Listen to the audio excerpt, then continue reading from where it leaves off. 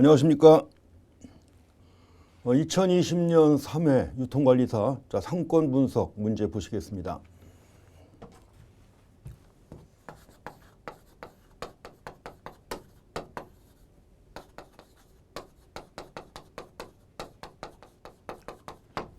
상권 분석은 원래 제일 쉬운 과목 중에 하나인데 이번에도 대부분이 이전에 많이 나왔던 이런 내용들이 반복해서 나왔습니다. 한 14문제 정도가 자주 나왔던 문제가 나왔고, 그리고 한 2문제 정도는 처음 나온 문제지만 지극히 상식적인 내용입니다. 그리고 이제 나머지는 가끔 나온 문제 해서 이렇게 해갖고 수월하게 문제 푸셨을 거로 생각합니다. 자, 26번 문제 보겠습니다. 제일 많이 나오는 거죠. 자, 소매점의 입지 대안을 확인하고 평가할 때 의사결정의 기본이 되는 몇 가지 원칙들이 있다. 아래 글상자의 설명과 관련된 원칙으로 옳은 게 뭐냐고 했는데, 거기 고객 입장에서 점포를 방문하기 용이한 심리적, 물리적 특성이 양호하여야 한다는 원칙이다. 특히 교통이나 소요 시간과 관련된 원칙이라고 했는데, 접근성 관련된 내용이죠. 바로 이것은 입지 대안 평가의 원칙입니다. 26번 문제. 입지 대안 평가의 원칙입니다. 입지 대안 평가의 원칙인데, 이거는 잘 아시겠지만 넬슨의 소매 입지 원칙과 관련이 있죠. 넬슨의 소매 입지에 관한 8가지 원칙이 있습니다.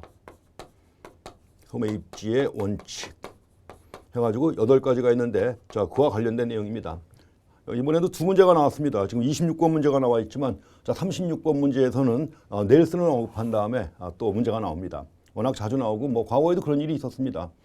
유사한 문제가 2번에 걸쳐 갖고 나온 적이 있었는데, 쉬운 내용입니다. 점포를 방문하기 용이한 심리적, 물리적 특성이 양호해야 한다는 거죠. 교통이나 소요 시간과 관련된 원칙이다. 교통, 소요 시간, 쉽게 접근할 수 있어야 한다는 것이죠. 점포에 쉽게 접근할 수 있어야 한다 해가지고 접근 가능성의 원칙이 되겠습니다. 정답으로 5번이 되겠습니다. 접근성의 원칙이라고도 하고요, 접근 가능성의 원칙이라고도 합니다.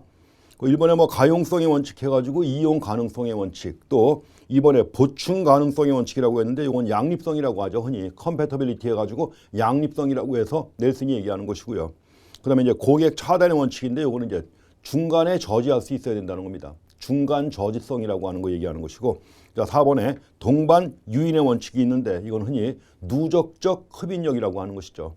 그래서 넬슨의 소매 입지의 8가지 원칙, 그 다음에 이걸 좀 더 정리해가지고 요새는 입지 대안 평가의 원칙 해가지고 국내에서 나오는 교과서 2군데서 자세히 언급하고 있습니다. 계속해서 반복해서 나오는 내용들이니까 내용 잘 확인하시기 바랍니다. 그래서 26번은 접근성의 원칙, 또는 5번의 접근 가능성의 원칙이 되겠습니다. 다음에는 27번 문제. 아래 글상자는 입지의 유형인데, 입지의 유형도 아주 잘 나오는 문제입니다. 근데 우리가 입지의 유형은 여러 가지로 구분합니다. 입지의 유형. 그리고 첫 번째 거기 문제에도 나와 있잖아요. 소비자의 이용 목적에 따라 구분하거나 이용 목적을 중심으로 구분합니다. 이용 목적을 중심으로 구분할 때는 어떻게 하는 거죠? 이 적응형, 이럴 때는 적응형, 그리고 또 생활형이 있죠. 적응형과 생활형. 또 한 가지가 뭐죠? 적응형, 또 생활형. 또 한 가지가 이제 유동인구 중심으로 하는 게 적응형이고, 그 다음에 이제 생활형이 있고, 또 한 가지가 목적형이 있죠. 여기는 이제 물어보는 게 바로 목적형을 물어보고 있는 겁니다. 목적형. 그 다음에 그 뒤에 이용 목적에 따라 구분하거나 공간 균배에 의해서 구분할 때, 바로 페터의 공간 균배 원리입니다. 그래서 2번째가 바로 이제 공간 균배의 원리에 따라 구분하는 게 있죠. 페터의 공간 균배, 공간을 똑같이 나눈다는 거죠. 페터의 공간 균배 원리에 따라 구분할 때 3가지가 있죠. 원래 4가지입니다. 집심성, 집재성, 산재성에다가 국부적 집중성 해가지고 4가지로 구분합니다. 그래서 이것들은 늘 나오는 거니까 절대 틀릴 수 없는 그런 내용입니다. 그래서 입지 유형 구분하는 내용입니다. 그런데 기억은 뭐라고 되어 있죠? 고객이 구체적인 구매 의도와 계획을 가지고 방문한다. 거기를 일부러 찾아가는 거예요. 그래서 고객이 구체적인 구매 의도와 계획을 가지고 방문한다. 단순히 유동인구에 의존하기보다는, 원래 유동인구에 의존하는 게 바로 목적형, 유동인구에 의존하는 게 적응형이죠. 그런데 여기서는 구매 의도와 계획을 가지고 방문한다고 했으니까 바로 목적형이 되겠습니다. 목적형 입지. 그래서 그 상권 자체 고객 창출 능력에 의해서 고객이 유입되는 입지 유형이다. 바로 목적형 입지가 되겠죠. 다음에 니은 보시게 되면 유사업종 또는 동일업종의 점포들이 한 곳에 집단적으로 모여 있어요. 자, 집단적으로 모여 있어가지고 집적 효과 또는 시너지 효과를 갖다 거둔다고 했으니까 이게 바로 뭡니까? 집재성 점포죠. 집재성 유형이 되는 것이고, 다음에 디귿 보시게 되면 도시의 중심이나 배후지의 중심지 역할을 하는 곳에 도시의 중심지에 몰려 있어요. 이거 뭐라고 합니까? 집심성이라고 하는 것이죠. 그래서 점포가 위치하는 것이 유리한 입지 유형이다 이렇게 되어 있습니다. 그래서 기억은 목적형 입지, 니은은 집재성 입지, 디귿은 집심성 입지가 되겠습니다. 뭐 아주 잘 나오는 거니까 편하게 정리해 보시고 가서 합격하시면 되는 겁니다. 자, 그래서 27번 문제 4번이 되겠습니다. 28번 문제는 또 허프 모델 나오는데 허프 모델도 빠지지 않고 늘 나오죠. 28번 허프 모형이 나오는데 일단 중요한 건 허프 모형은 확률적 모형이라고 하는 거 생각하시면 대개 다 답이 나옵니다. 물론 계산 문제도 나옵니다. 허프 모형은 확률적 모형이라고 하는 거 나오고 이것도 두 문제가 나왔습니다. 뒤에 가시면 45번에 허프의 수정 모형이 또 나옵니다. 허프 모형이 두 문제 나왔습니다. 여기서는 지금 물어보는 게 허프 모델을 활용하여 어느 지역 신규 슈퍼마켓에 예상 매출액을 추정하는 과정을 설명하고 있다. 기억, 니은, 디귿에 들어갈 용어로 가장 옳은 게 뭐냐고 했습니다. 우리가 예상 매출액을 추정하려면 기본적으로 뭐죠? 인구수에다가 1인당 지출액을 곱해야 되는데 그 전에 하나 더 곱해야 되는 거죠. 확률 모형이니까는 뭐요? 확률 모형이니까 쇼핑 확률. 그 점포를 방문할 확률을 갖다 구한 다음에 거기에다가 이제 인구수 곱하기 1인당 지출액 하면 예상 매출액이 나오는 건데 그것도 여러 번 나왔던 겁니다. 그래서 여기 보시게 되면 기억, 니은, 디귿에 들어갈 용어로 가장 옳은 것이 뭐냐고 했습니다. 신규 점포가 각 지역, 즉 존으로부터 얻을 수 있는 예상 매출액은 첫 번째 각 지역 존, 거주자의 신규 점포에 대한 뭐예요? 점포 선택 확률이죠. 점포 선택 확률이니까 바로 뭐예요? 쇼핑 확률 얘기하는 겁니다. 쇼핑 확률에다가 그 다음에 각 지역의 뭐죠? 인구수 및 뭘 곱해요? 인구수에다가 그 다음에 가구당이 아니라 인구당입니다. 인구라고 했으니까 인당이죠. 인구당 슈퍼마켓 지출비를 곱해서 구해진다고 하는 겁니다. 물론 특정 기간 동안의 지출액 해가지고 구하는 겁니다. 그래서 기억은 쇼핑 확률이고 그 다음에 니은은 인구입니다. 가구가 아니에요. 인구입니다. 인구수 곱하기 뭐예요? 1인당 지출액입니다. 이렇게 해가지고 예산 매출액 구한다는 건데 뭐 여러 번 나온 얘기입니다. 계산 문제가 나온 적도 있고 해서 자주 나오는 거니까 허프의 확률 모형에서 예상 매출액 추정하는 문제 이것도 확인하시고 허프의 확률 모형의 특징들 잘 확인하시기 바랍니다. 또 거기다가 수정 허프 모형 또는 뭐 허프의 수정 모형이라고 합니다. 이것들 잘 확인해서 정리해 주시기 바랍니다. 뭐 어렵지는 않습니다만 그래도 한 번씩 문제는 꼭 풀어보고 지나가셔야 되는 거죠. 되게 기출 문제 마지막으로 확인하시고 이제 시험장 들어가기 전에 마무리하실 텐데 그래서 기본적인 내용들 늘 나오니까 잘 정리하시면 충분합니다. 다음에 29번 문제 보시겠습니다. 29번 문제는 상권 분석 및 입지 분석의 절차를 물어봤어요. 이걸 진행 순서대로 배열한 것으로 옳은 게 뭐냐고 했는데 그것도 뭐 과거에도 몇 번 나온 적이 있습니다. 근데 이것은 상식적으로 판단하시면 돼요. 흐름을 파악하시면 됩니다. 우리가 이런 상권 분석과 입지 분석이라고 했는데 그러니까 상권 분석과 입지 분석을 할 때 뭘 먼저 해야 되나요? 상권을 먼저 분석해야죠. 상권 분석을 먼저 한 다음에 상권을 먼저 선정하는 거죠. 선정한 다음에 그 다음에 상권을 정하고 그 안에서 입지를 정하는 거죠. 입지를 선정한다. 자, 상권을 먼저 정한 다음에 그 상권 안에서 어디에다가 점포를 낼 것인지 입지를 정하는 겁니다. 그러니까 입지를 정한 다음에 그럼 그 위치에다가 점포를 낼 거 아니에요. 점포를 낸 다음에 점포에 영업 전략을 세워야 되는 거죠. 그래서 입지를 정한 다음에 그 다음에가 이제 바로 점포에 대한 전략이 나오는 겁니다. 과거에도 근데 상권이라고 하더라도 상권도 여러 가지가 있잖아요. 그렇죠? 넓은 데서 범위를 좁혀가는 거죠. 그때 과거에도 나온 적이 있었는데 제일 넓은 게 뭡니까? 지역 상권이죠. 지역 상권이고 그 다음에 지구 상권이고 그 다음에 뭐예요? 지점 상권 또는 개별 점포 상권 해가지고 이것도 점점 좁혀가는 겁니다. 지역 상권에서 지구 상권, 그 다음에 지점 또는 개별 점포 상권이에요. 이렇게 해갖고 상권을 선정한 다음에 그 다음에 상권 내에서 위치를 정하는 거죠. 로케이션. 입지를 정한 다음에 자, 자리를 정한 다음에 거기다 점포를 냈잖아요. 점포를 낸 다음에는 점포 운영 전략을 세우는 이런 순서죠. 그 순서대로 찾아보시면 됩니다. 그래서 대개 이렇게 해서 그 흐름 물어보는 문제가 꽤 나오는데 이거 말고도 뒤에 가면 또 있습니다. 순서 물어보는 문제가 나오는데 상식적으로 흐름을 잘 파악하시면 절대 틀릴 수 없는 그런 내용입니다. 우선 제일 먼저 뭐 합니까? 이번에 니은의 상권 후보지를 먼저 정한 다음에 후보지는 여러 개가 있을 거 아니에요. 여러 개 후보지를 정한 다음에 그 다음에 뭐예요? 상권 분석을 행합니다. 여러 개 후보지에 대한 분석을 행한 다음에 그 중에서 상권을 정하는 거죠. 그래서 제일 먼저 니은의 상권 후보지를 정한 다음에 기억에 상권 분석을 하고 상권을 선정합니다. 상권을 선정했다. 그 다음에 할 일은 뭐예요? 입지를 정해야 되는데 마찬가지로 입지의 경우에도 입지 후보지가 여러 개가 있을 거 아닙니까? 3번에 나와 있는 입지 후보지를 정한 다음에 각각의 입지마다 입지 분석과 입지 분석을 행하고 입지 선정하는 거죠. 입지를 정했다. 그러면 맨 마지막으로 그 입지에다가 점포를 내는 거니까 이제 점포 활성화를 위한 전략을 수립하는 이런 순서입니다. 이해가시죠? 그 흐름대로 이렇게 파악하시면 됩니다. 똑같은 문제가 나왔던 건 아니지만 유사한 문제가 과거에 몇 번 나왔던 것이고 흔히 나올 수 있는 겁니다. 이 과목이 상권 분석 아니에요. 상권 분석이니까 상권하고 입지, 그 다음에 점포의 개점 전략을 세우는 이런 내용들 아닙니까? 그래서 순서도 언제든지 나올 수 있는 거니까 그렇게 흐름대로 파악하시면 되겠습니다. 자, 4번이 되겠습니다.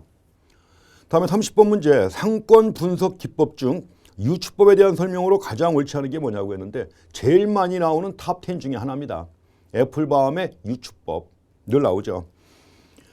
유추법은 먼저 기어 1번에 신규 점포의 판매 예측에 활용되는 기술적 방법입니다. 기술적 방법의 대표적인 게 바로 유추법이죠. 기술적 방법이다. 체크리스트법도 그렇고 비율법, 현지조사법 다 기술적 방법이고 서술적 방법이라고도 하죠. 영어로 데스크립티브인데 그 데스크립티브를 갖다가 기술적이라고도 번역을 하고 서술적이라고도 번역을 합니다. 같은 얘기입니다. 다음에 이번에 유사점포를 먼저 선정한 다음에 유사점포의 판매 실적을 활용해 가지고 신규 점포의 판매를 예측하는 거예요. 이런 기법이죠. 그 다음에 기존 점포의 판매 예측에도 활용할 수가 있습니다. 맞습니다. 흔히 나오는 얘기, 제일 많이 나왔던 얘기들입니다. 그 다음에 4번 유사점포는 신규 점포와 동일한 상권 안에서 영업하고 있는 점포 중에서만 선택해야 한다. 이런 식으로 뭔가 좀 단서가 붙는 말 나오면 이게 되게 틀린 겁니다. 점포 중에서만 이런 식으로 나오면 되게 틀린 거죠. 그래서 벌써 문장이 어색하니까 틀렸다는 거 눈에 보이는데 원래 우리가 유사점포를 선택할 때는 뭐죠? 동일한 상권이 아닙니다.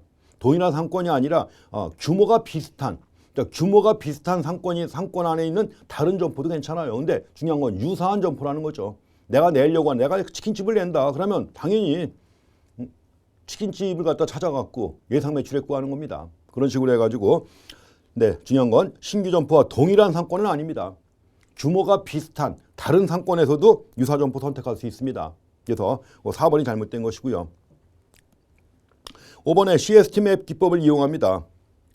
CST 맵, 고객 점표법이라고 하는 거죠. 그래서 CST 맵 기법을 활용해 가지고 신규 점포의 상권 규모를 갖다가 예측하는 것이 바로 애플바움의 유추법이 되겠습니다. 제일 많이 나오는 내용입니다. 여기서 이제 상권 분석 절차도 많이 물어봅니다. 유추법에 의한 상권 분석 절차가 오히려 더 많이 나왔습니다. 유추법으로 상권을 분석할 때 절차는 뭐죠? 제일 먼저 내가 내고자 하는 신규 점포의 입지 조건을 먼저 파악한 다음에 그 다음에 그와 유사한 점포를 선정하는 거죠. 그러나서 이제 출점할 예상 상권을 갖다가 구분한 다음에 신규 점포에서 각 지역별로 예상 매출액을 갖다 분석한 다음에 이걸 가지고 신규 점포의 예상 매출액을 추정하는 이런 절차. 그래서 그 순서 물어보는 문제도 꽤 많이 나오니까 우리 그 기출문제집에 또 자세한 내용, 기출문제 나와 있는 거에 자세한 내용들 많이 나왔으니까 꼭 해설도 확인해 갖고 보시기 바랍니다. 연습문제에 나와 있는 것도 그렇고요. 여러 가지 유형으로 문제가 많이 나옵니다. 애플바움의 유추법. 그래서 정답은 4번입니다. 다시 한번 얘기하지만 유사점포를 선정할 때는 꼭 같은 상권이래야만 되는 게 아닙니다. 규모가 비슷한 다른 상권에서도 유사점포를 선정할 수 있습니다. 31번 문제, 이것도 역시 제일 많이 나오는 탑 10 중에 하나입니다. 소매 입지를 선정할 때 상권의 소매 포화 지수, 자, 소매 포화 지수는 RSI라고도 하고요. 또 IRS라고도 합니다. IRS. 그다음에 또 한 가지 시장 확장 잠재력 또는 시장 성장 잠재력이라고 하는 거죠. MEP입니다. 자, 두 가지를 갖다 함께 고려하기도 한다. 아주 중요한 기준입니다. 근데 다음 중 가장 매력적이지 않은 소매 상권의 특성이 뭐냐고 그랬습니다. IRS, 클수록 바람직한 거죠.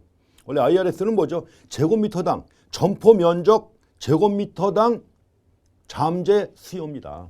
제곱미터당 잠재 수요인데 IRS는 현재 잠재 수요죠. 현재의 잠재 수요 얘기하는 것이고 반면에 MEP는 뭐죠? 마찬가지로 자, 점포 면적당 즉 점포 제곱미터당 미래까지 고려했을 때 장래까지 고려했을 때 잠재 수요를 파악하는 겁니다.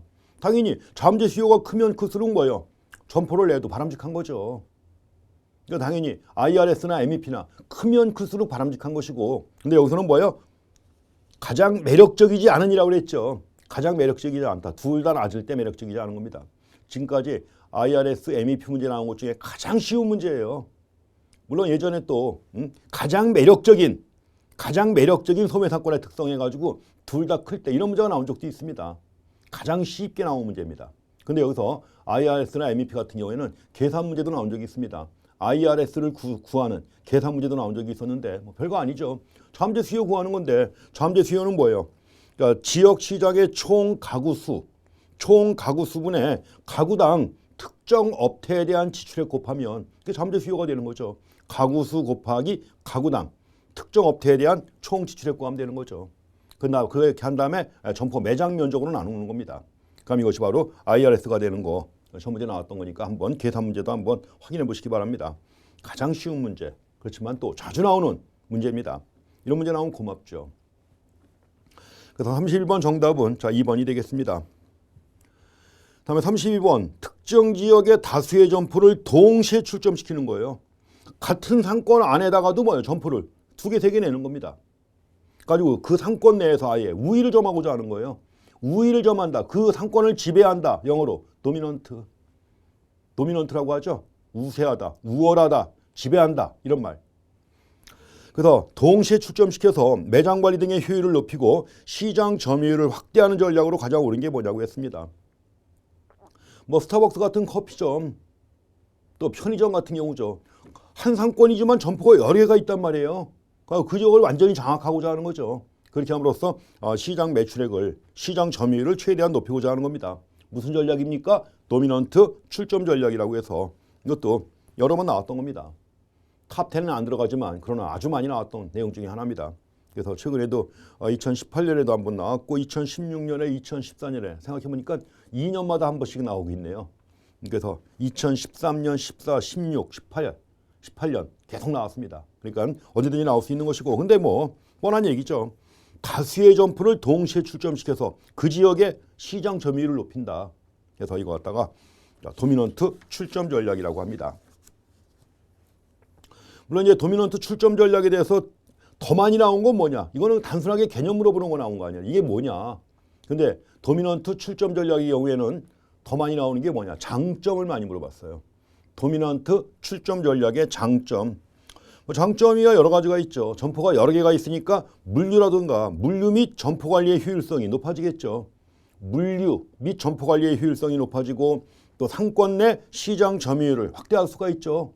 매장이 여러 개니까. 그 다음에 경쟁점의 진입을 차단할 수가 있죠. 경쟁 점포가 함부로 못 들어오죠. 그 다음에 브랜드 인지도가 개선되고 또 마케팅 효과를 개선할 수가 있다는 겁니다. 이런 것들이 많이 나왔던 거예요. 브랜드 인지도를 높이고 마케팅 효과를 높일 수 있다. 그렇지만 단점도 있죠. 단점은 뭐예요? 자기 잠식이라고 합니다. 자기 잠식 뭐죠? 제 살 깎아먹기죠. 우리 이쪽에 있는 점포에 올 사람이 거기다 점포 또 내니까 글로 가버리면 여기 점포의 매출액은 주는 거 아니에요.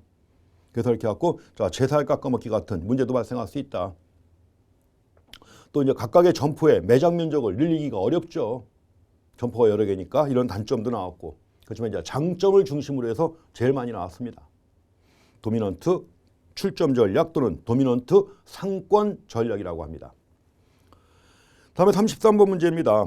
이거 이제 점포 개점 전략에 나오는 겁니다. 보통은 우리가 상권 분석의 챕터 1과 2에서 대부분 나오잖아요. 그다음에 챕터 3가 바로 이제 점포의 개점과 폐점에 관한 내용입니다. 실제 점포를 낼 때 어떤 것들을 검토할 것이며 또 폐점할 때는 또 어떻게 할 것이냐 이런 것들인데 맨 마지막 챕터죠. 거기서는 보통 두 문제가 나오는데 이번에는 자, 세 문제가 나왔습니다. 여기 나온 내용이 그 중에 하나죠. 근데 여러 번 나온 얘기입니다. 33번 점포 신축을 위한 부지 매입 또는 점포 확장을 위한 증축 등의 상황에서 반영해야 할 공간적 규제와 관련된 내용 중 틀린 게 뭐냐고 했습니다. 점포를 갖다가 확장하고 증축한다. 또 부지를 매입한다. 이와 관련해 가지고 공간적 규제와 관련된 겁니다. 대표적인 게 뭐가 있습니까? 건폐율과 용적률이 있죠. 자, 건폐율 그리고 용적률. 자, 건축법에서 규정하고 있는 내용인데 여러 번 나왔습니다.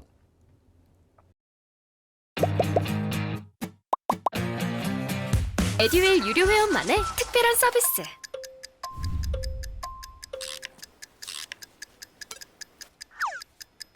하치하차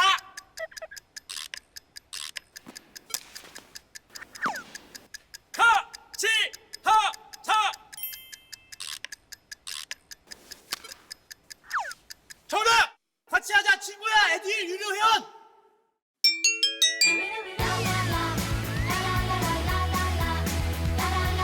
친구 소개하고 현금 받는 혜택. 오직 에듀윌 유료 회원에게만. 에듀윌. 먼저 1번에 건폐율 나왔습니다. 건폐율. 건폐율 해가지고 영어로다가는 빌딩 커버리지라고 그래요. 빌딩 커버리지 해가지고 대지 면적이 있죠. 그럼 대지 면적이 만약에 100평이라면 100평 위에 꽉 차게 건물 세울 수 있나요? 없죠. 그럼 내 땅 100평에다가 건물 딱 세우면 옆에 땅 가진 사람 100평에다가 건물 딱 세우면 건물 사이에 공간이 전혀 없잖아요. 사람들이 통행할 수 있어야 되고 그다음에 만약에 한 건물에서 화재가 나면 피할 수 있어야 되고 그렇잖아요. 또 보기에도 안 좋고 깝깝하죠. 그러기 위해서 대지가 100평이라고 하면 100평 위에다가 그만큼 건물을 올릴 수 있는 게 아닙니다. 지역마다 다르지만 그 위에 건물을 갖다 올릴 수 있는 부지 면적에 제한을 두고 있습니다. 이게 바로 건폐율이라고 하는 겁니다. 거기 대지 면적에 대한 건축 연면적의 비율이라고 했는데 아닙니다. 원래 그 대지 면적에 대한 건축 연면적의 비율하면 이것이 이제 용적률과 유사한 개념인데 그래서 건폐율은 대지 면적에 대한 건축 면적의 비율이에요. 건폐율, 대지 면적에 대한 건축 면적의 비율입니다. 이거 정확하게 확인하셔야 돼요. 자주 잘 나옵니다. 건폐율. 해서 계산할 때 대지 면적분의 건축 면적이에요. 건축 면적 곱하기 100 해가지고 건폐율 퍼센트로 나옵니다. 그래서 건폐율이 만약에 80%로 규제를 받는다. 그러면 대지 면적이 100평이면 그 위에 80평 위에만 건물 세울 수 있는 거예요. 물론 건물 층수는 상관없습니다. 건폐율은 몇 층을 세우든 간에 상관없이 뭐예요? 대지 면적 중에 얼마나 활용하느냐 이거예요. 이게 바로 건폐율입니다. 근데 이제 건폐율을 갖다 계산할 때 들어가는 게 있고 안 들어가는 게 있으니까 이것도 같이 시험에 나옵니다. 어쨌든 간에 1번 틀렸습니다. 건폐율은 대지 면적에 대한 건축 면적, 연면적이 아니라 그냥 건축 면적의 비율을 얘기합니다. 2번 그것도 보셔야 됩니다. 대지에 건축물이 둘 이상이 있다. 하나의 대지 위에 건축물이 둘 이상이 있을 때는 자, 이들 건축 면적의 합계로 건폐율 계산합니다. 맞습니다. 건축 면적의 합계로 건폐율을 갖다 계산한다. 그 다음에 3번에 대지 내 건축물의 바닥 면적을 모두 합친 면적은 건축 연면적이다. 맞습니다. 건축물의 바닥 면적을 다 합쳐요. 이럴 때는 건축 연면적이라고 합니다. 2층이라고 할 때 2층까지 다 합쳐야죠. 그렇죠? 3층일 때는 3층까지 합쳐가지고 곱하기 3 해야 될 것이고 물론 똑같은 면적 위에 다른 거 아무것도 없이 그냥 건물만 있다면 그렇게 해서 건축 연면적이라고 합니다. 자, 4번 용적률을 산정할 때 자, 용적률은 부지 대비 건물 전체 층별 면적을 다 합친 거예요. 여러 층이 있을 때는 층의 바닥 면적을 다 합친 다음에 이제 그거 갖다가 나눈 겁니다. 부지 면적으로. 이게 바로 용적률이라고 하는 거죠. 그래서 여기 자 4번에 틀렸습니다. 4번 물론 맞는 겁니다. 용적률을 산정할 때 지하층 부속 용도에 해당하는 지상 주차용 면적 이건 포함시키지 않아요. 자, 용적률 구할 때 지하층 포함시키지 않습니다. 만약에 지상에 뭐 필드 구조 해가지고 주차장이 있는 경우 있죠. 주차용 면적은 제외합니다. 그것도 주의하실 내용 중에 하나고. 자, 5번에 건폐율을 제한하는 이유가 뭐냐? 건폐율을 정해가지고 규제하는 이유가 뭐냐? 각 건축물의 대지에 여유 공지를 확보하는 거예요. 건축물을 올리지 못하고 비워둔 땅을 공지라고 합니다. 그래서 여유 공지를 확보해가지고 도시의 평면적인 과밀화를 억제하려고 하는 것이다. 맞습니다. 이런 취지하에 건폐율 규제가 있는 겁니다. 자, 그래서 건폐율, 용적률 구할 때 포함되는 거, 포함되지 않는 거 이거 잘 확인하셔야 됩니다. 우리 책에 나와 있는 내용도 그렇고 뒤에 연습 문제 해설도 그렇고 자세히 만들어 놨는데 그 내용들 또 나옵니다. 꼭 한번 확인하실 내용 중에 하나입니다. 그래서 33번은 1번이 틀렸습니다. 건폐율에 대한 설명이 틀렸습니다. 건축 연면적이 아니라 건축 면적의 비율이라고 하는 거 확인하시기 바랍니다. 자, 34번 문제도 최근에 계속 나오고 있습니다. 정보기술의 발달과 각종 데이터의 이용 가능성이 확대가 되면서 지도 작성 체계와 데이터베이스 관리 체계 결합체인 지리정보 시스템입니다. GIS, 지리정보 시스템 해가지고 아주 잘 나옵니다. 그래서 지리정보 시스템은 지도 작성 체계하고 또 데이터베이스 관리 체계의 결합체다 이렇게 보시면 됩니다. 결합체인 지리정보 시스템을 상권 분석에 적극 활용할 수 있는 환경이 조성되고 있다. 그럼 아래 글상자의 괄호 아래 적합한 GIS 관련 용어로 가장 옳은 것이 뭐냐고 했습니다. 자, GIS에 대한 용어입니다. 사실은 여기서 물어보는 이 내용은 처음 나온 거예요, 이게. 왜냐하면 GIS에 관해서 그동안 문제는 많이 나왔었는데 지금 여기서 물어보는 내용에 관한 내용은 처음 나온 겁니다. 그래서 답이 바로 토폴로지라고 하는 위상이라고 하는 건데, 위상. 위상이라는 게 위치인데 우리가 위치를 나타낼 때 어떻게 돼요? 위치를 나타낼 때 위도, 경도가 있잖아요. 지도에서 보면 자, 위도하고 경도 가지고 나타내잖아요. 그래서 위도, 경도 가지고 나타내는 게 바로 토폴로지라고 하는 위상이에요. 이걸 물어보는 건데, 자, 위상 물어보는 문제는 처음 나왔습니다. 어쨌든. 그래서 내용 한번 읽어보세요. 그 세 가지가 모두 위상에 대한 설명입니다. GIS를 이용한 상권 분석에서 각 점포에 대한 속성값 자료, 각 점포의 속성값에 대한 자료에는 뭐가 있느냐? 뭐 점포 명칭, 점포 유형, 매장 면적, 월 매출액, 종업원 수 다 포함할 수 있습니다. 등을 포함할 수 있다. 맞습니다. 자, 속성값 자료예요. 각 점포에 대한 속성값 자료 포함할 수 있다. 자, 두 번째, 이때 면, 선, 점의 형상들을 구성하는 각 점의 XY 좌표 값들이에요. XY 좌표. 위도 경도죠. 그래서 XY 좌표 값들은 통상적으로 경도와 위도 좌표 체계를 기반으로 작성되는데 우수한 GIS 소프트웨어는 대체로 이걸 포함하고 있다. 뭘 포함하고 있다? 그 포함하고 있는 게 바로 그겁니다. 위상이에요. 토폴로지를 포함하고 있다. 그래서 세 번째, 자, 토폴로지, 즉 위상은 지도 지능의 일종입니다. 지도 지능, 맵 인텔리전스라고 그래요. 그러니까 지도 지능의 일종이고 이는 개별 지도 형상에 대해 경도와 위도 좌표 체계를 기반으로 다른 지도 형상과 비교하는 겁니다. 다른 지도 형상과 비교해가지고 상대적 위치를 알 수 있는 기능을 부여하는 역할을 한다 하는 겁니다. 위도와 경도를 갖다가 나타내는 좌표 체계를 기반으로 하는 거. 뭐다? 이게 바로 위상이라고 하는 겁니다. 토폴로지라고 하는 위상. 5번입니다. 자, 처음 나왔지만 이제 나올 수 있는 거죠. 나머지 뭐 버퍼라든가 레이어, 오버레이, 중첩들 한번 나왔었죠, 처음에. 이런 것들도 나왔던 거니까 그것도 의미 좀 확인하시기 바랍니다. 그 버퍼도 나온 적이 있었죠. 예전에 버퍼가 나왔을 때는 버퍼는 지도에서 관심 대상을 지정한 범위만큼 경계 짓는 것이다. 그래서 버퍼는 면으로 표시가 돼요. 버퍼는 면으로 표시가 된다.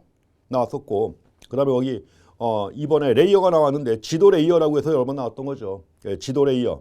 어떤 지도 영상, 점이나 선 혹은 면으로부터 특정한 거리 이내에 포함되는 영역을 얘기를 하는 거예요.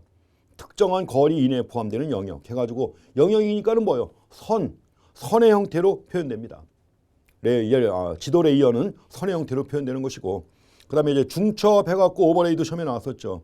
자, 공간적으로 동일한 경계선을 가진 레이어를 겹쳐놓는 거예요. 겹쳐놓은 다음에 지도 형상과 속성들을 비교하는 이런 기능이다 해가지고 나온 적이 있습니다. 그래서 GIS에 대해서 나온 내용들, 그래서 우리 나왔던 내용들은 다 우리 기본서에 포함되어 있습니다. 한 번 더 확인하고 가시기 바랍니다. 약간은 낯선 영역이긴 하지만 여러 번 나왔던 거니까 정확하게 체크하시기 바랍니다. 자, 34번. 자, 정답은 위상 토폴로지입니다. 자, 35번. 아래 글상자의 내용 가운데 상권 내 경쟁 관계를 분석할 때 포함되어야 할 내용만을 모두 고른 것으로 옳은 게 뭐냐고 했습니다. 이것도 여러 번 나온 겁니다. 거의 똑같은 문제예요. 거의 똑같은 문제가 여러 번 출제가 됐던 겁니다. 뭐 최근에도 2020년 1회 시험에도 나왔었죠. 1회 시험 나왔었고, 자, 2020년 시험은 1회, 2회 구분하기가 약간 어렵죠. 1회 시험 건너뛰고 2회 먼저 봤으니까. 그래서 나중에 이제 추가 시험으로 1회 보고 3회 보고 이렇게 했죠. 그래서 뭐 약간 그 횟수 따지는 게 그런데 어쨌든 간에 2020년에도 한 번 나왔었고 2019년에 2번 나왔어요. 그리고 2018년에도 2번 나왔고, 그만큼 잘 나오는 겁니다. 상권 내 경쟁 관계를 분석할 때 포함해야 할 내용. 기억. 자, 주변 동종 점포와의 경쟁 관계 분석한다. 당연히 포함돼야죠. 이은 주변 이종 점포와의 경쟁 구조도 분석을 해야 돼요. 이종 점포와의 경쟁 구조. 우리가 경쟁이냐 양립이냐 하는 걸 늘 파악해야 되는 겁니다. 그렇기 때문에 이종 점포와의 경쟁 구조도 분석을 해야 되고, 잠재적 경쟁 구조. 지금뿐만 아니라 현재뿐만 아니라 잠재적 경쟁 구조도 분석을 해야죠.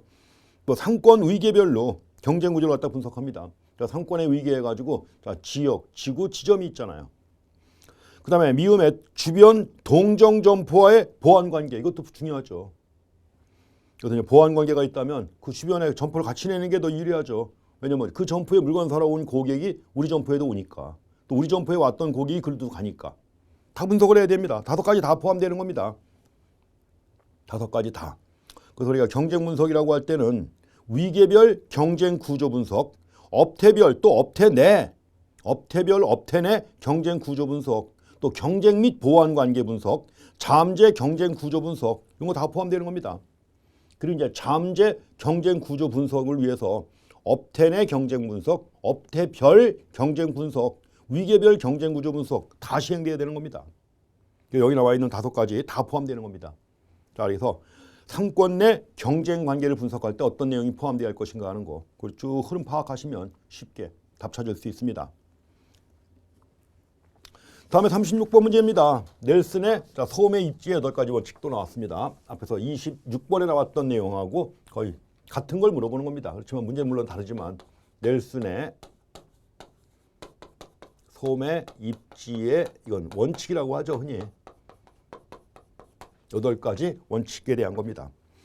그래서 넬슨은 소매 입지가 소매 점포가 최대 이익을 확보할 수 있는 입지의 선정과 관련하여 8가지 소매 입지 선정 원칙을 제시했다. 다음 중 그 연결이 옳지 않은 게 뭐냐고 했습니다. 내용 제시한 다음에 설명해놓고 설명 틀린 거 제일 쉬운 문제죠. 그런 문제도 있습니다. 다음 중 넬슨이 제시한 소매 입지의 8가지 원칙이 아닌 게 뭐냐, 이런 문제도 나오고요. 그래서 설명 물어봤는데 설명이 틀린 게 뭐냐고 했습니다. 1번 경합의 최소성. 경합을 최소화해야 된다는 거죠. 해당 점포와 경쟁 관계에 있는 점포의 수가 가장 적은 장소를 선택한다는 것이 이 얘기죠. 그래서 경쟁 관계에 있는 점포 수가 가장 적은 장소를 선택하는 것이 유리하다. 이거 봤더니 이제 경합의 최소성이라고 하는 겁니다. 그 다음에 2번 상권의 잠재력. 잠재력이 뭔지 아시죠?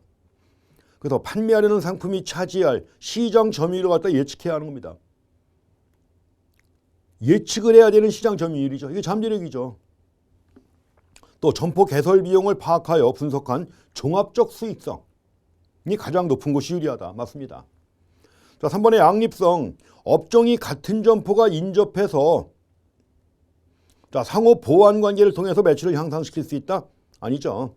원래 우리가 상호 보완 관계에 있는 양립성이라고 하는 것은 업종이 같은 점포가 아니란 말이에요. 업종이 같은 점포가 아니라 뭐예요? 상호 보완 관계에 있는, 업종이 상호 보완 관계에 있는 업종의 점포가 인접하면 고객 흡인력을 높일 수 있다는 겁니다. 이렇게 함으로써 이제 이것이 양립성이라고 해가지고 보충 가능성의 원칙이라고 나왔었죠. 앞에 26번 문제에서는 보충 가능성의 원칙이라고 나왔는데 이게 바로 영어로 compatibility 해가지고 양립성을 얘기를 하는 겁니다. 업종이 같은 점포가 아니라 상호 보완 관계에 있는 점포예요. 보완 관계에 있는 업종의 점포가 인접하면 고객 흡인력을 높일 수 있다는 것입니다. 자, 3번이 틀렸습니다. 자, 4번 고객의 중간 유인 가능성. 다른 지역으로 가는 고객을 중간에 차단할 수 있다는 거죠. 그 차단할 수 있다 해가지고 이걸 중간 저지성이라고 하죠. 바로 자, 중간 유인 가능성 얘기합니다. 자, 고객이 상업 지역에 들어가는 동선의 중간에 위치해가지고 고객을 중간에서 차단할 수 있다는 거죠. 5번에 직접 흡인력이 있습니다. 자, 집재성 점포의 경우 유사한 업종이 한 곳에 입지하여 고객 흡인력을 공유하는 것이 유리하다 되겠습니다. 이것다가 누적적 흡인력이라고 하는 것입니다.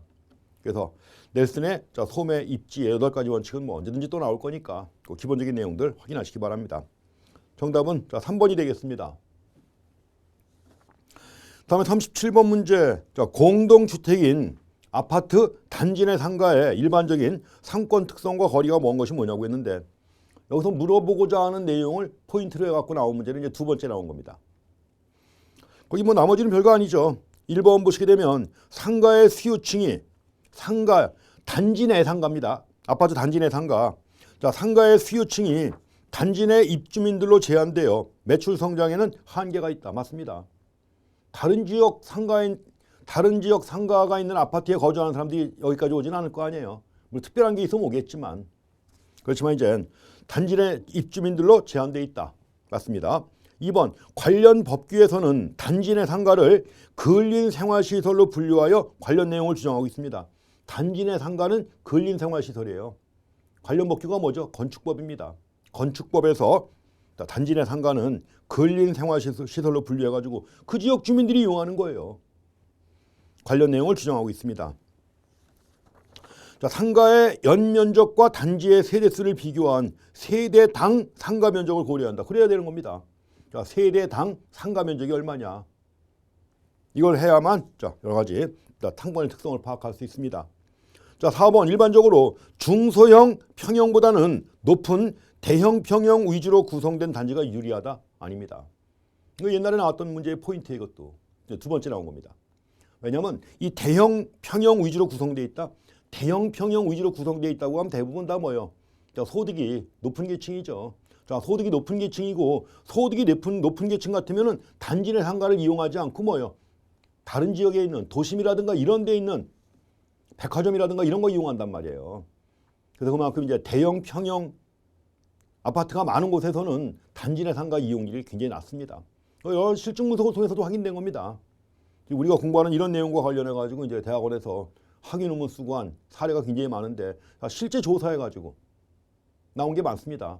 소형 평형이 있는데 대형 평형이 있는데 이런 데 비교한 연구도 있고 그래요. 실제로 실증 분석해 보니까 그렇게 나옵니다. 그 이유가 뭐냐 분석하니까 그겁니다. 대형 평형 아파트가 많은 곳은 단지 내 상가 이용하지 않습니다. 자, 그래서 4번이 거리가 먼 것입니다. 5번에 기존 상가에서 업종을 제한하여 신규 점포의 업종 선택이 자유롭지 못한 경우도 있습니다. 기존의 상가관리사무소에서 업종을 제한하는 경우도 있어요. 업종을 제한할 수밖에 없죠. 그런데 2층에 보습학원이니 애들 다니는 학원이 있는데 1층에다가 장의사 사무실 낸다. 받아줘요? 안 받아주죠.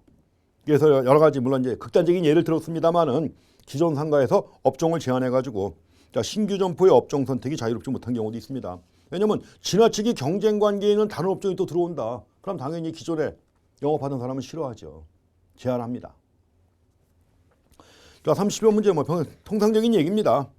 근데 이것도 과거에 또 질문 들어온 예가 있습니다. 자기가 보기에 아닌 것 같은데 왜 그러냐 해갖고 그 질문란에다가 질문 오신 분이 있는데 뭐 대부분 다 실증 분석 결과도 그렇습니다. 자, 정답은 4번이 되겠습니다. 자, 38번도 3장에 나오는 그 개점과 폐점에 관한 내용 나와 있습니다. 점포가 위치하게 될 건축 용지를 나눌 때 한 단위가 되는 땅의 형상이나 가로와의 관계를 설명한 것 중 옳은 게 뭐냐고 했습니다. 그래서 여러 가지 뭐 각지라든가 획지라든가 뭐 필지 뭐 이런 것들이 있죠. 이런 개념 가지고 시험 문제 여러 번은 아니지만 한번 이 책이 2015년 이후에 나오기 시작하면서 지금 그전에 한 번도 안 나왔습니다. 2015년 이후에 이런 문제가 나오기 시작하면서 그동안 4번, 5번째 나온 문제쯤 되겠습니다. 각지, 획지, 필지 이런 것들이에요. 근데 여기서 주로 각지하고 획지에 대한 내용이 나와 있습니다. 먼저 1번 보시게 되면 각지해 가지고 자, 3개 이상의 가로각에 해당하는 부분에 접하는 토지다. 이게 3면각지, 4면각지 등으로 설명한다고 했는데 아닙니다. 각지는 2개 이상의 가로예요. 각지라고 하는 게 2 이상의 가로 이겁니다. 이게 도로입니다. 도로 이렇게 있고요. 도로가 이렇게 있다. 근데 여기도 뭐 또 도로가 또 있겠죠. 이렇게.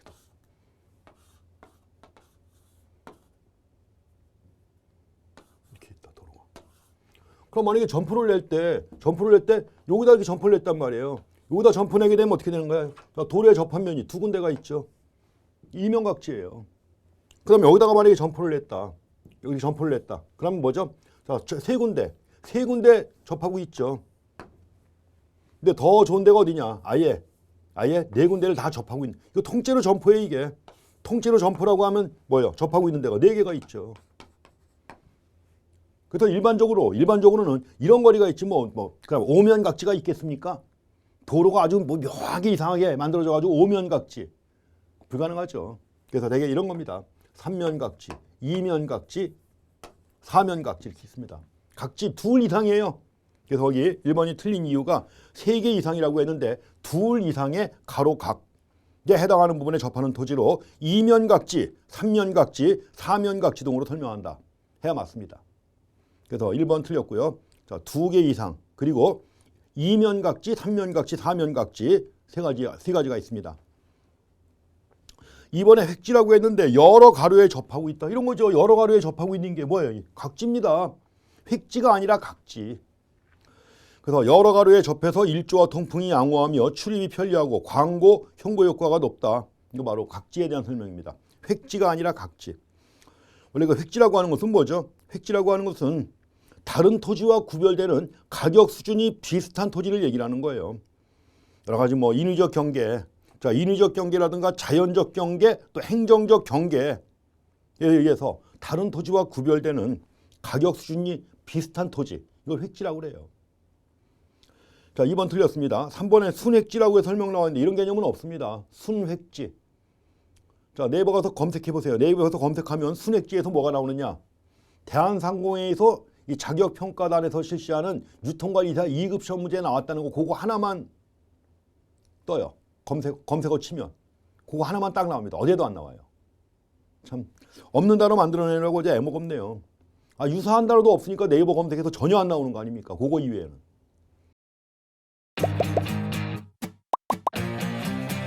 에듀윌 유료 회원만의 남다른 서비스.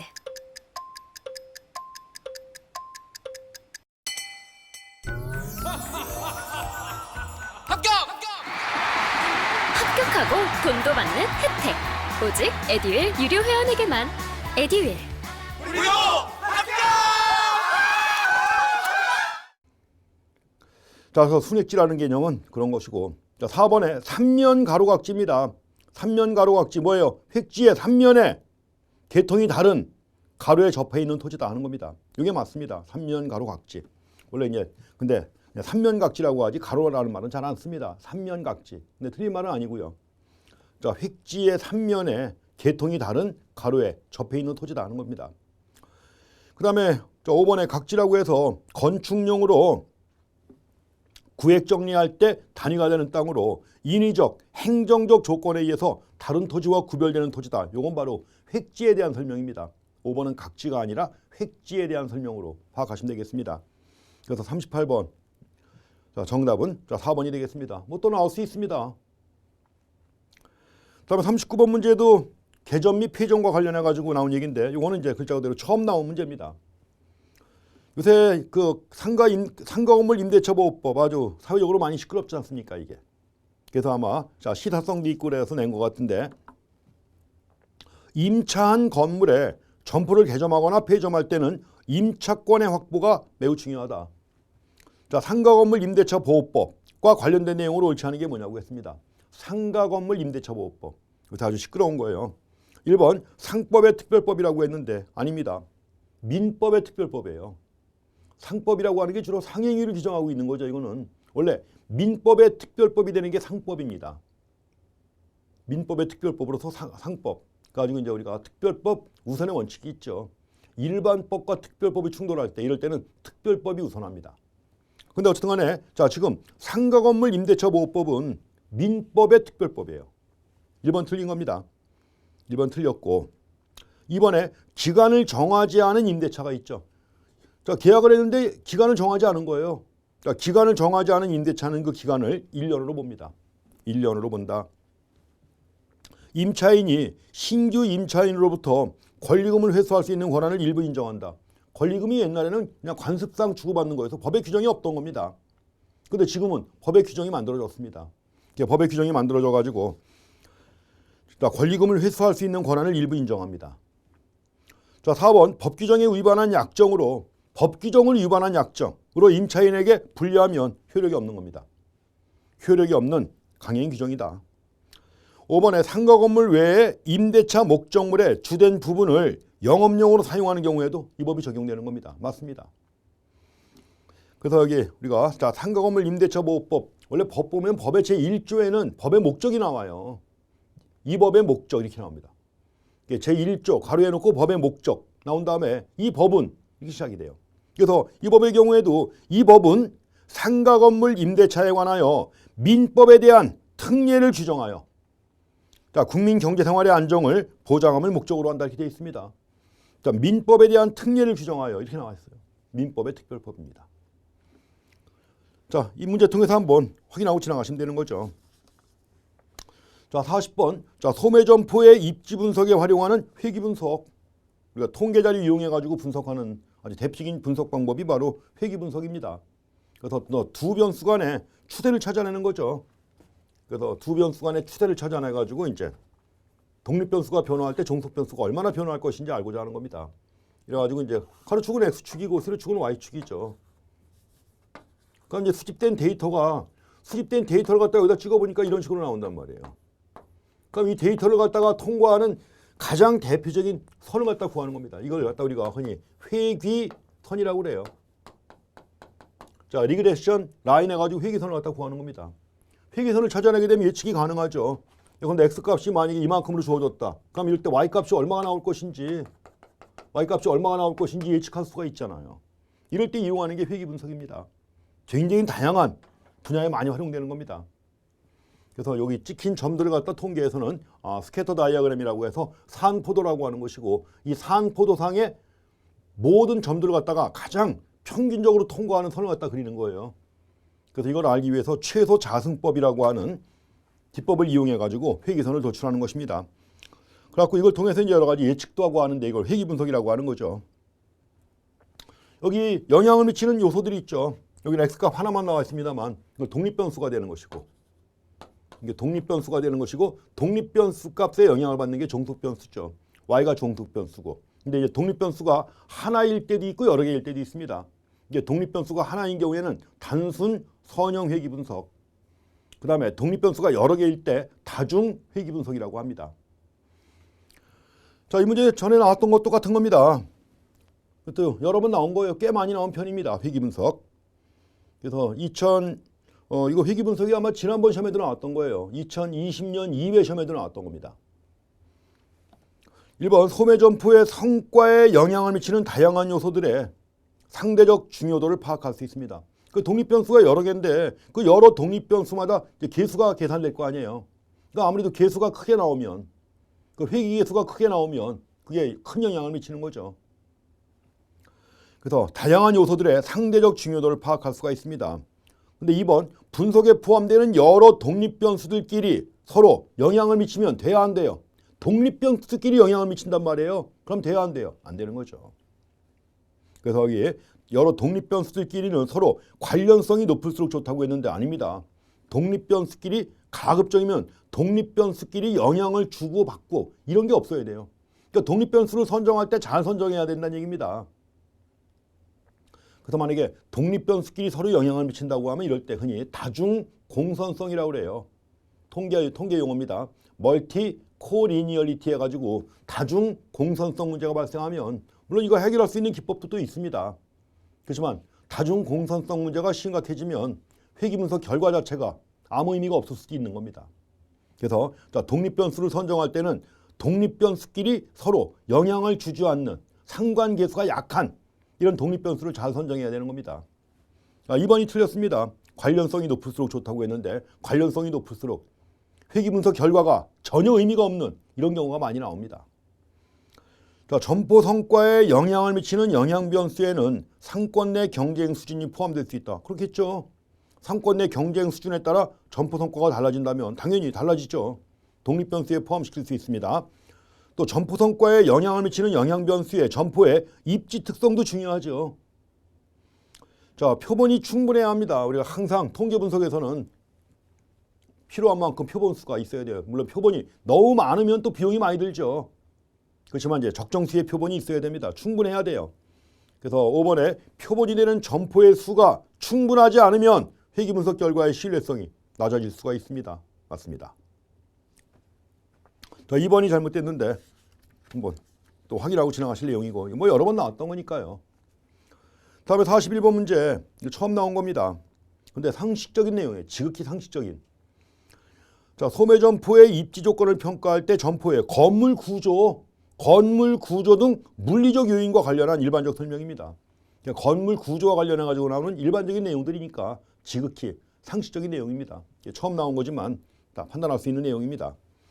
1번에 점포 출입구에 단차를 만들어 사람과 물품의 출입을 용이하게 하는 게 좋다고 했는데 이 단차가 뭐냐 이런 질문들 많이 하고 옵니다. 시험 보고 가서 절 만났는데 많이 물어봐요. 단차가 뭐예요? 단차. 단차라는 말 쓰시면 안 됩니다. 이게 시험 문제다 이렇게 내면 안 되는 거죠. 단차라고 하는 게 흔히 얘기하는 토착 외구들이 쓰는 용어입니다. 이게 물론 현장에서 지금도 쓰는 말이니까 현장에서는 쓰고 있는 말이니까 이렇게 낸 건데 국립국어원에서 단차라는 말 대신에 이걸 순화시킨 말로 단차를 갖다가 다시 나왔습니다. 이 말 쓰지 말고 국립국어원의 순화어로 만들어진 게 뭐냐? 높낮이 정도 단차라고 하는 개념, 흔히 고저차. 국립국어원의 순화어는 고저차, 또 높낮이 차 이렇게 얘기합니다. 물론 차라고 하는 건 차이 얘기하는 거죠. 차이. 높고 낮음의 차이. 근데 계단이 너무 높으면 돼요, 안 돼요? 안 되죠. 근데 만약에 건물 입구로 들어가는데 평지에다가 갑자기 뭐 위에다가 약간 뭐 대리석 같은 거 해가지고 약간 높게 만들잖아요. 이게 단차입니다. 이게 높으면 통행이 쉬워요, 어려워요? 어렵죠. 높낮이 차이 얘기하는 겁니다. 이게 단차예요. 근데 건물 출입구에 단차를 만들면 출입이 용이해지나요? 아니죠. 이거 문제 낸 사람은 단차가 뭔지 모르겠지 하고 낸 거죠. 그렇죠? 근데 일본 용어로서 현장에서 막 쓰는 겁니다. 물론 지금도 그런 게 많이 있습니다. 건축 현장이라든가 이런 데서 일본 말 많이 쓰잖아요. 하다못해 뭐 신문 책 편집하고 그럴 때도 뭐 이상한 단어들 많이 나옵니다. 편집자가 뭐 해갖고 보내면서 이렇게 보면 뭐 도비라니 뭐 별 이상한 용어가 나오는데 하시라, 도비라 뭐 이런 말 저도 몰라요 뭔지. 근데 그 계통에서는 아직도 쓰고 있는 말입니다. 이런 것들이 이제 전부 다 순화어를 갖다가 국립국어원에서 내놨는데 아직도 안 써요. 옛날 말 쓰던 말 그냥 버릇처럼 쓰지. 이것도 내면서 그랬을 거예요. 요 말 쓰면은 아무도 모르겠지 해가지고 악마의 미소를 지으면서 냈겠죠. 근데 뭐 다른 거 다 맞으니까 이게 틀린 거 뻔하죠. 단차, 단의 차이다. 뭐 이렇게 이해할 수 있잖아요. 그렇죠? 1번 틀렸습니다. 단차를 만들면 출입이 용이하게 되는 것이 아니고 단차가 없어야 됩니다. 2번 건축선을 좀 후퇴시킨다. 도로에 빡빡하게 건축하는 게 아니라 좀 여유 있게 안으로 들이는 거예요. 건축선 후퇴는 타 점포에 비하여 눈에 띄기 어렵게 만들겠죠. 아무도 그냥 사람들이 통행하는 데서 좀 안쪽으로 들어가 있으면 눈에 잘 안 띄잖아요. 그렇죠? 타 점포에 비하여 눈에 띄기 어렵게 하므로 가시성에는 부정적 영향을 미친다. 맞습니다. 그다음에 3번에 점포 형태가 직사각형에 가깝다. 점포 형태가 직사각형에 가까우면 집기라든가 진열, 선반 등을 효율적으로 배치하기가 쉽다. 또 데드스페이스가 죽은 공간이 있죠? 없죠?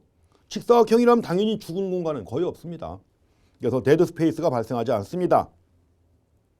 4번에 건물 너비와 깊이에서 점포의 정면 너비가 깊이보다 넓다. 너비가 더 길어요. 이건 짧고. 그럼 당연히 뭐예요? 눈에 잘 띄잖아요. 가시성 확보 등에 유리합니다. 그 다음에 5번에 점포 건물은 시장 규모에 따라 적정한 크기가 있다. 일정 규모 수준을 넘게 되면 규모의 증가에도 불구하고 매출은 증가하지 않습니다. 맞습니다. 이렇게 갖고 통상적인 얘기들입니다. 정답 1번이고요. 처음 나온 문제지만. 다음에 42번 문제 보겠습니다. 입지 분석에 사용되는 주요 기준에 대한 설명으로 가장 옳지 않은 게 뭐냐고 했는데 내용은 다 쉬운 내용들입니다. 대개 우리가 입지 분석을 할 때 몇 가지 기준해 가지고 많이 제시가 되는 게 5가지가 보통 나와요. 접근성, 인지성, 가시성, 호환성, 또 한 가지가 홍보성 이렇게 나옵니다. 거기에 1번에 신뢰성이라고 나오는데 자, 신뢰성은 언급되는 일이 전혀 없어요. 이런 거 없습니다. 그래서 입지 분석과 관련해 가지고 신뢰성은 의미가 없고 접근성, 인지성, 가시성, 호환성 그리고 이제 전에 한번 시험에 나올 때 홍보성이 나왔습니다. 홍보 잘 알려줘야 되는 거죠. 잘 알릴 수 있어야 된다는 것이죠. 이게 나온 겁니다. 그래서 접근성이라고 할 때는 점포에 쉽게 접근할 수 있는 정도, 인지성은 고객이 점포를 쉽게 인지할 수 있어야 돼요. 인지. 그래서 위치를 쉽게 설명할 수 있는 정도. 가시성은 눈에 잘 띄는 것이 뻔한 얘기고, 호환성은 해당 점포가 다른 업종으로 쉽게 전환할 수 있는 정도 얘기하는 겁니다. 맞습니다. 1번이 잘못됐습니다. 43번도 권리금에 대한 내용입니다. 이것도 점포의 개정과 출점에 관한 내용이에요. 3장에 나온 내용이에요. 그러니까 특히 이번 시험의 특징이 3장에서 시험 문제가 많이 나왔다는 겁니다. 보통 한 2문제가 나오는데 꽤 많이 나온 편이죠. 자, 권리금도 예전에 여러 번 나왔습니다. 여기서도 지금 권리금에 대한 설명을 옳지 않은 게 뭐냐고 했는데 보통 권리금 해가지고 3가지가 있습니다. 바닥권리금, 영업권리금, 시설권리금 3가지가 있고 지금 거기에 대한 내용을 물어보고 있습니다. 1번 시설권리금은 자, 실내 인테리어 및 장비 및 기물에 대한 권리금액을 말한다. 맞습니다. 자, 실내 인테리어, 장비나 기물에 대한 권리금액 맞습니다. 그 시설 권리금이라고 그래요. 이번에 단골 고객을 확보하여 상권 형성 과정에 지대한 공헌을 한 대가 받아야지. 이것도 이게 바로 이게 영업 권리금입니다. 그 다음에 3번 시설 권리금의 경우 시설에 대한 감가상각이 있겠죠. 당연히 인테리어 새로 싹 했는데 1년밖에 안 됐다.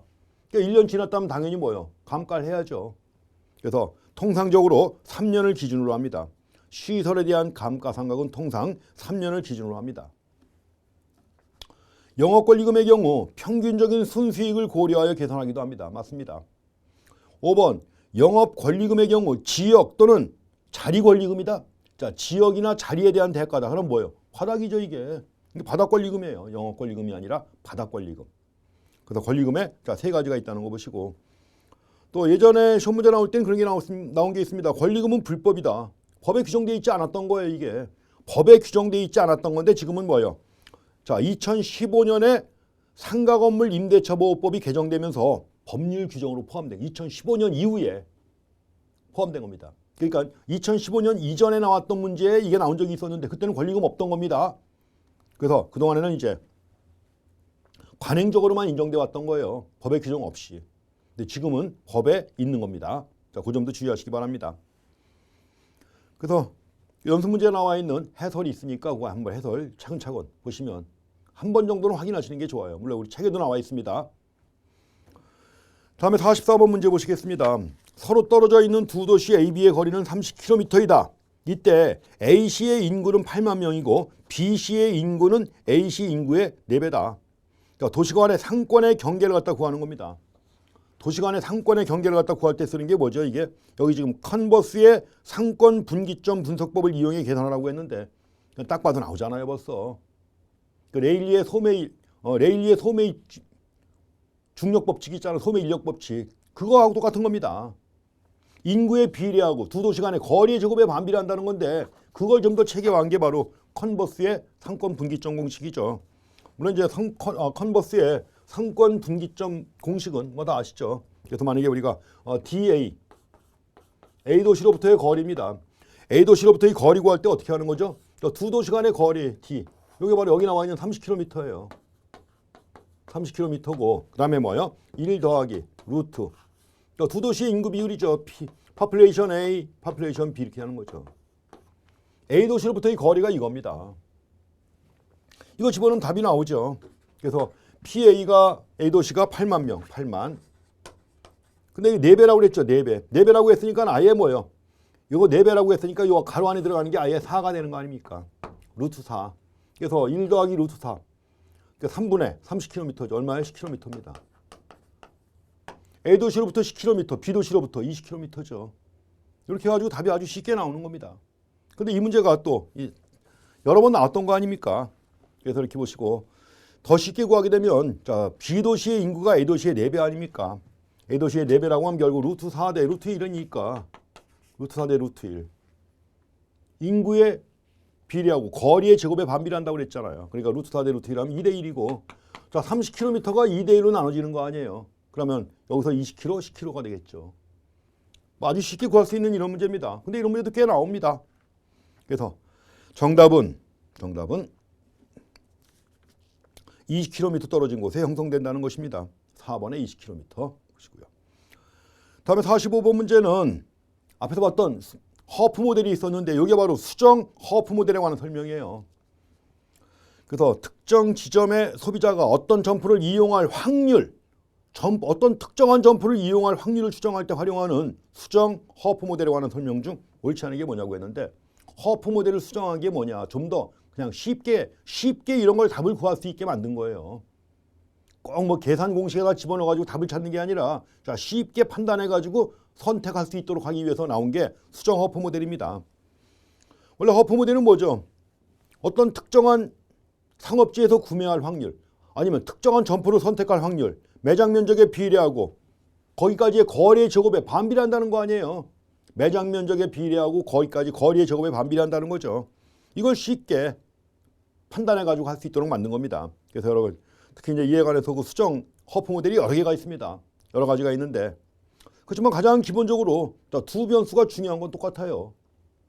그래서 수정 허프 모델에 관한 설명 옳지 않은 게 뭐냐고 했습니다. 1번 점포 면적과 점포까지의 이동거리 등 두 변수만으로 소비자들의 점포 선택 확률을 갖다 추정하는 겁니다. 그 두 가지만 가지고 쉽게 추정할 수 있도록 만든 게 수정 모델이에요. 자, 점포 면적하고 점포까지의 이동 거리입니다. 점포 면적과 이동 거리 두 변수만으로. 그 다음에 이번에 실무적 편의를 위한 거예요. 쉽게 선택할 수 있도록 실무적 편의를 위해서 점포 면적과 이동 거리에 대한 민감도를 따로 추정하지 않습니다. 별도로 추정하지 않고 그냥 일반적으로 뭐예요? 면적에 비례하고 점포 면적에 비례하고 점포까지 거리의 제곱에 반비례한다는 거 아니에요. 그래서 3번에 나온 것처럼 점포 면적과 이동 거리에 대한 소비자의 민감도를 1과 마이너스 2로 고정하여 추정한다. 이게 그겁니다. 1이라는 말은 뭐예요? 민감도가 1이라는 말은 면적에 비례한다는 거예요. 면적에 비례한다는 것이고 그 다음에 이동거리는 뭐예요? 마이너스 2죠. 이게 뭐예요? 거리의 제곱에 반비례한다는 겁니다. 마이너스 2라는 말은 거리의 제곱에 반비례한다는 거예요. 그 두 가지만 씁니다. 따로 추정하지 않고 실무적으로 쉽게 선택할 수 있도록 하기 위해서. 그 다음에 4번 점포 면적과 이동거리 두 변수 이외의 다른 변수들을 반영할 수 없다는 점에서 허프 모델과 다르다? 아닙니다. 원래 두 변수 이외의 다른 변수 고려하지 않아요. 고려할 수 있지만 고려하지 않고 이런 점에서는 뭐예요? 허프 모델과 동일합니다. 수정 모델이지만 허프 모델하고 똑같은 거예요. 두 변수 이외에 다른 변수들을 반영할 수 없다는 점에서 이렇게 하면 정확하죠. 다른 변수들은 반영할 수 없다는 점은 허프 모델과 동일하다. 이렇게 하면 맞는 겁니다. 그래서 4번이 잘못됐다고 보시면 됩니다. 5번 허프 모델보다 정확도가 낮을 수 있죠. 이거 실무를 위한 거예요. 실무적 편의를 위한 것이기 때문에 정확도가 낮을 수 있지만 일반화해가지고 쉽게 적용하고 대략적 계산이 가능하게 만든 겁니다. 수정 모델을. 자, 이렇게 해가지고 45번 정답은 4번이 되겠습니다. 허프 모델 두 문제 나오죠. 그 다음에 넬슨의 소매입지의 원칙 두 문제 나오고 또 점포의 개점 전략과 관련된 실무적인 내용들이 네 문제가 출제가 됐다는 것 특징입니다. 자, 그래서 상권 분석은 이렇게 해갖고 잘 마무리해서 한 번만 정리하시면 됩니다. 한 번만 쭉 기출문제도 좀 보시고 책에 남아있는 연습 문제만 쭉 보고 마무리 정리하시면 한 번에 거의 만점 가까이 맞을 수 있습니다. 한 번에 합격하시기 바랍니다. 자, 수고했습니다.